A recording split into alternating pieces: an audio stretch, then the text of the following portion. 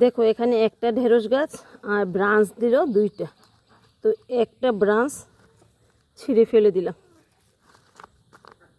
তো দুইটা ব্রাঞ্চ থাকলেও ভালো হতো, কিন্তু যেহেতু বস্তায় আমি দিয়েছি অল্প মাটিতে হচ্ছে, তো একটা গাছ থাকলেই ভালো হবে। নমস্কার বন্ধুরা, নতুন আরেকটা ভিডিওতে তোমাদের অনেক অনেক স্বাগত জানাই। আর বন্ধুরা, এই যে ভিডিওটা দেখছো এটা কিন্তু আজকের ভিডিও নয়, 2 দিন আগের ভিডিও। এখন প্রচণ্ড বৃষ্টি হচ্ছে, বাইরে বেরোনোই সম্ভব হচ্ছে না, তাই ভিডিও বানাতে পারছি না।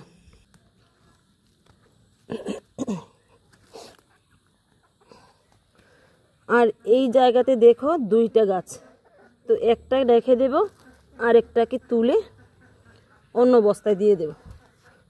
তো এখানে দেখো ঢেঁড়সের বীজ দিয়েছিলাম কিছুদিন আগে, এই যে চারাগুলি পচে গেল।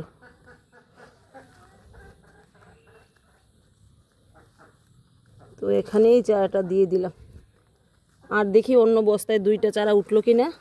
এখানে দেখো লাল শাক হয়ে রয়েছে, দেখি অন্য বস্তায় আছে কিনা, তাহলে এনে লাগিয়ে দেবো ওই বস্তাতে।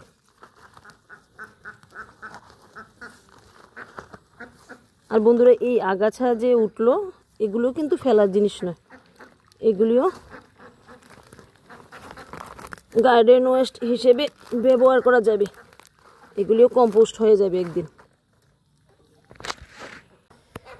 এই যে এখানে দেখো দুইটা ঢেঁড়স গাছের চারা, তো একটাকে আজকে তুলে নেব। দেখো এটা একটু বড় হয়ে গেছে, আর একটু আগে যদি দিতাম ভালো হতো। তো এই বস্তাটাতে মাটি একদম অল্প, তো যা লাল শাকগুলি আর হবে না এর মধ্যে, তো মাটি অল্প, গাছটা বাঁচলে আবার কিছু মাটি দিয়ে দেব। এবার এই গাছটাতে দেখো এই লঙ্কাটা লাল হয়ে গেল, জানি না বীজগুলি খুললে আবার কেমন জানি হয়ে যায়, বীজগুলি একদম ফাফানো টাইপের, মনে হয় না এইগুলি দিয়ে আর চারা করা যাবে। তো দেখি একটা পাকে কিনা, যদি না পাকে আরও কয়েকটা চারা এনে, বাজারে পাওয়া যায় কিছু চারা এনে লাগিয়ে দেব, কারণ প্রচুর পরিমাণে পেয়েছি আমি এখান থেকে। দেখো কত সুন্দর সুন্দর লঙ্কা। তো কালকে তো দেখলে এখানে কয়েকটা ঢেঁড়সের বীজ দিলাম, আর এখানে তো শিম গাছগুলি খুবই সুন্দর হয়েছে। আর এখানে দেখো একটা শিম গাছই হয়েছে, তো এর মধ্যে আবার কিছু শিমের বীজ দিয়ে দেব।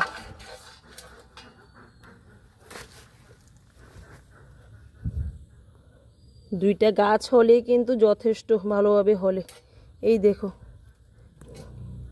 পচেই গেল, দুইটা গাছ যদি ভালোভাবে হয় প্রচুর পরিমাণে শিম হয়। দেখো গাছগুলি পচে গেছে, কি করে হবে বলো, এত বৃষ্টিতে কি করে হবে। আর দেখো এই যে এখন বেগুনগুলি পচেই যাচ্ছে, এত বৃষ্টি হচ্ছে। তো এখানে ছোটো কয়েকটা বেগুন আছে, সেগুলিকেও নিয়ে নিই, না হলে এগুলি হয়তো বানর নিয়ে যাবে, না হলে বৃষ্টিতে নষ্ট হয়ে যাবে। আর এটা তো তোমাদের বললাম যে বীজ রাখবো, দেখো পোকা এই যে হোল করেছে, মনে হয় পচেই যাবে, জানি না কি হচ্ছে। দেখো এত আগাছা হয়েছে, কি করে এগুলিকে পরিষ্কার করব সেটাই ভাবছি। তো এখানেও একটা বেগুন পেলাম, বাবা এখানেও একটা পেলাম, আর এখানেও একটা পেলাম। আর দেখো তোমাদের দাদাভাই এই জায়গাটা পরিষ্কার করে দিল, তো আগাছাগুলি এখানে রাখলাম। আর দেখা যাক এই জায়গাটাতে কখন আমি বীজ ফেলি আর কি বীজ ফেলি। তো চলো বাগানে আর কি আছে দেখি। আর ঝিঙে গাছগুলি দেখো অনেকটা লতিয়ে গেছে, অনেক বড় হয়ে গেছে, তো কিছুদিনের মধ্যে এর মধ্যে ফুল চলে আসবে, আর এখান থেকেও ঝিঙে পেয়ে যাবো আশা করছি। আর আজকে আর বেশি ঢেঁড়স পাবো না, আজকে বেশি ঢেঁড়স নেই। দেখো গাছগুলিও একদম অবস্থা খারাপ হয়ে গেছে, আবার তো বীজ লাগাচ্ছি, দেখি কবে হয়। আর এই সাইড থেকেও দেখো 2টা ঢেঁড়স পেয়ে গেলাম। আর বন্ধুরা দেখো এখানে কিছু গাঁদা ফুলের অন্য ভ্যারাইটি গাছ লাগিয়ে দিলাম এক দিদিভাইয়ের বাড়ি থেকে এনে। দেখো কয়েকটা লাগিয়ে দিলাম, এই ফুলগুলি ফুটলে যে কত সুন্দর লাগে সেটাও তোমরা দেখতে পারবে। আর দেখো আজকে তো বেশি কারকুল নেই, আর এই কারকুলগুলি বেশি একটা বড় হয়নি যেগুলি আছে। আর বড় কি হবে, যে পরিমাণ বৃষ্টি হচ্ছে কিছুই হতে চাইছে না। তো 2টা পেয়ে গেলাম একদম ছোট ছোট। আর দেখো এখানেও হচ্ছে, এটাকে বেঁধে দিতে হবে। ও বাবা দেখো, আমি তো দেখতেই পাইনি, কত সুন্দর একটা হয়ে রয়েছে। দেখো কত সুন্দর হয়েছে, তবে ওই যে প্যাকেট করে দেয়নি, এই যে পোকা হোল করে দিয়ে। আর দেখো এখানে এসে দেখলাম, দেখো এখানে একটা কত সুন্দর কারকুল হয়ে রয়েছে, এটাকে আমি দেখতে পাইনি। দেখো এটাকে কিন্তু পোকা হোল করেনি। আর আছে কিনা দেখি।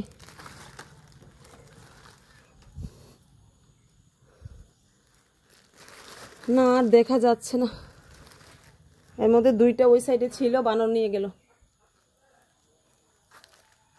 এই যে এদিকে একটা আছে, এটা আর বড় হবে না। দেখো এবার কারকুল গাছগুলি ভালো হয়নি, গত বছর কিন্তু প্রচুর কারকুল হয়েছিল। তো চলো আর কি পাই দেখি, চলো। তো এখানেও দেখো একটা কারকুল পেলাম, এটাও বেশি ভালো নয়।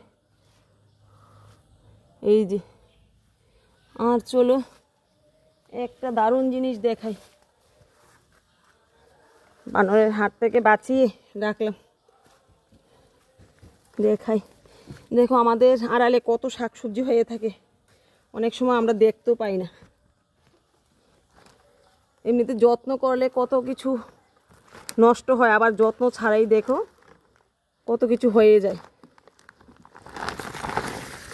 ওয়াও দেখো, এই দেখো কত সুন্দর একটা জালি হয়েছে। এটাকে তো রাখা যাবে না, আর বানর দেখলে নিয়েই যাবে। দেখো কত সুন্দর হয়েছে, দেখেই মনটা ভরে গেল।